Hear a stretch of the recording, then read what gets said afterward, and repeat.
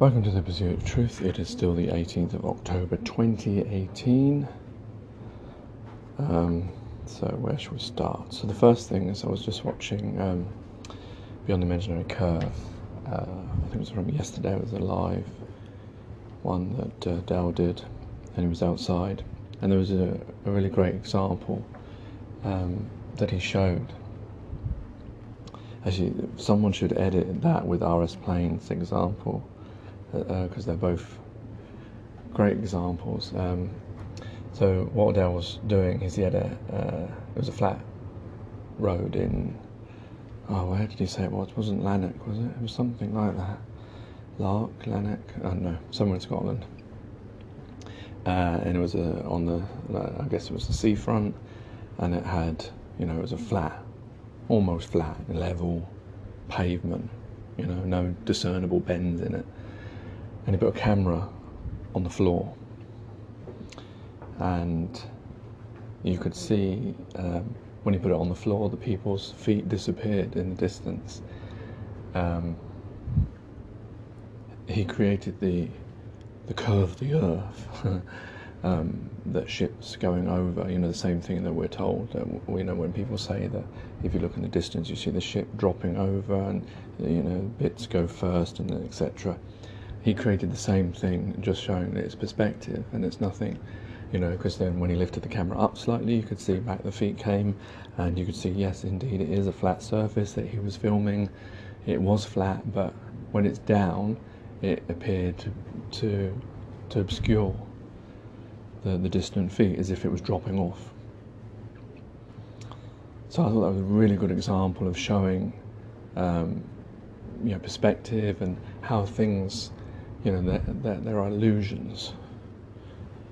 It is interesting, this whole curve business. I keep thinking about the idea of how we were sold the idea of the blue marble. I guess it's because the whole moon mission was such a, it was, the idea of it, if there are planets, for us to go to a planet is such a magnificent idea, and the idea of capturing that Earth, what it really looked like from a distance, so powerful that no wonder it took so many of us. But when you look around, and I think to myself that I keep looking at things trying to find the curve, because the curve should be everywhere because we're on a ball, even though I know it would be straightened out because it's so big, but still you should see something. But we do see lots of curves in the earth, on the land. We see lots of hills, lots of ridges and all sorts of things that are going on,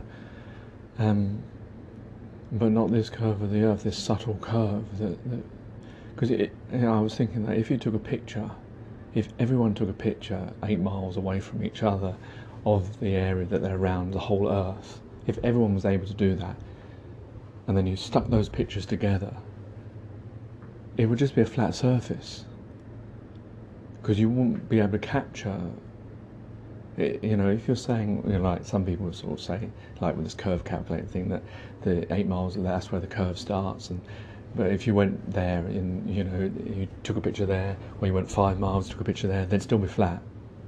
And then I was thinking about like the coast of a country, if it's got, or an island, if it's really long, that coast, it looks flat, and the sea comes up to it, and it still looks flat all the way along, as far as you can see, as far as you can travel down that coast. And I was just wondering, like, if you could, I suppose, though I don't think it would actually, I was thinking, like, if you could get a level of the altitude of the beginning of the coast and go all the way around and see if it was, but of course, because the land's not level, and we all know that, because it's hills and things, and land is naturally unlevel, and we don't always level it straight, so that wouldn't actually, there's a lot of problems in doing it that way. But it was when I was looking at these coastlines of how they seem to be completely flat, the seas going up to, just makes you wonder how we managed to swallow this idea of this curve. Anyway, yeah, so I thought it was a great video on Beyond the Imaginary Curve, showing how perspective works and how illusions can be created, as it were. that you can misinterpret things. Honestly, you can, like anyone could see that. It's like when people see the so-called chips falling off the edge of the curve of the ball. You could say that someone genuinely could believe that, but the same was with this camera trick that Dell showed. That unless you know the full parameters of everything, then obviously you can make these mistakes. Then I was thinking about how nonsensical it is that we are ruled by premiers, prime ministers, presidents. Oh, they all start with P. Well, there's a reason for that. Oh, no, I was getting a bit not Sigmund Freud, is it? Freudian when I was thinking about that. Yeah, I was just thinking that I think I was thinking about the podcast I did yesterday. Thinking about how we elect two elderly people. They're always old people. Well, they are at the moment. Look at Donald Trump and Theresa May. Look how old they are. Just a bit too.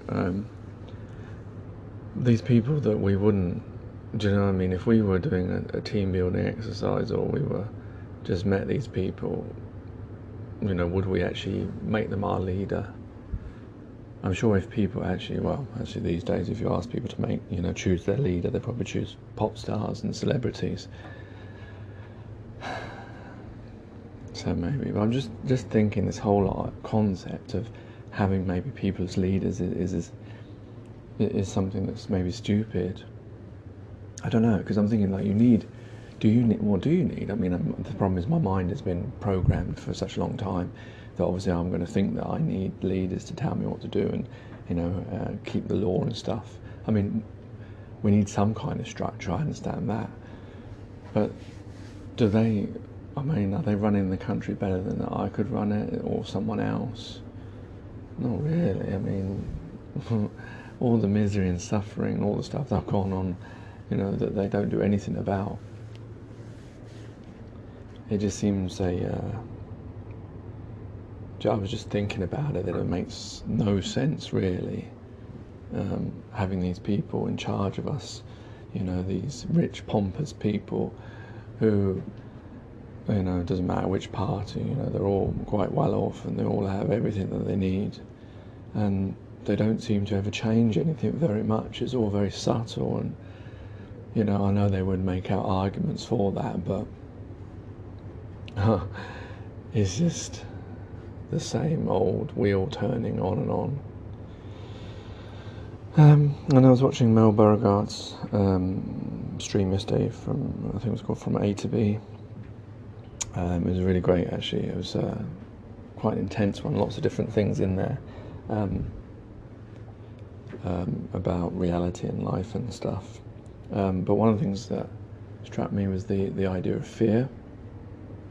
He played a clip, I can't remember who the clip was, but it was talking about the idea of how useless fear is, in the sense that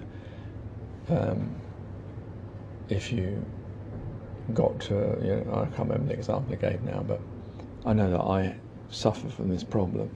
I'm fearful of flying, and I've often thought about this myself, that imagine that on a plane there's me fearful of flying, and then there's another person sitting next to me who's not fearful of flying.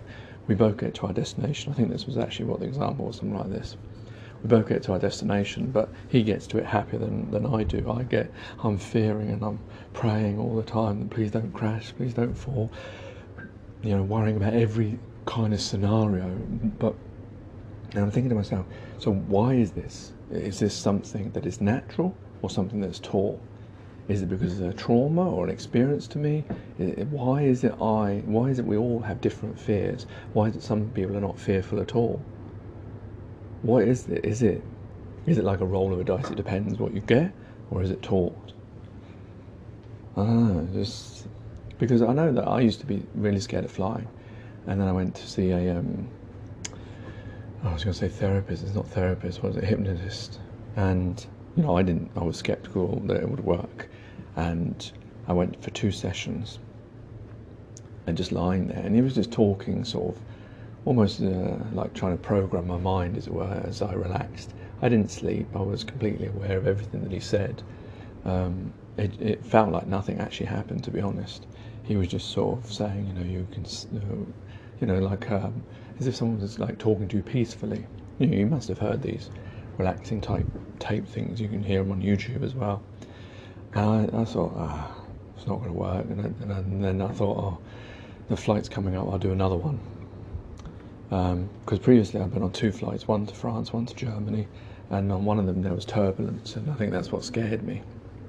I'd always been a little bit, scared of going on planes, but not to the stop that I won't go on them anymore. And so then I had to go to South Africa, which is 11 hours. That was a big ask. And so I did the second one, and I was starting to feel less worried. I didn't think about it as much. I remember when I was on the plane, I think in Germany and France, I got this really weird feeling of thinking about the ground. When I was in the plane up in the air, I was thinking about the ground and thinking about the distance between the two, and it was almost like this kind of vertigo type thing that it was like really weird feeling. Like it freaked me out, sort of thinking about that. But I didn't have that when I went to South Africa. Yeah, I was scared, obviously, when the plane lifts off and it's going so fast and all that noise. I was gripping onto my wife's hand, when we were over bits of Africa in the middle. There's a bit of turbulence there. I think it's always there because it was there on the way back as well.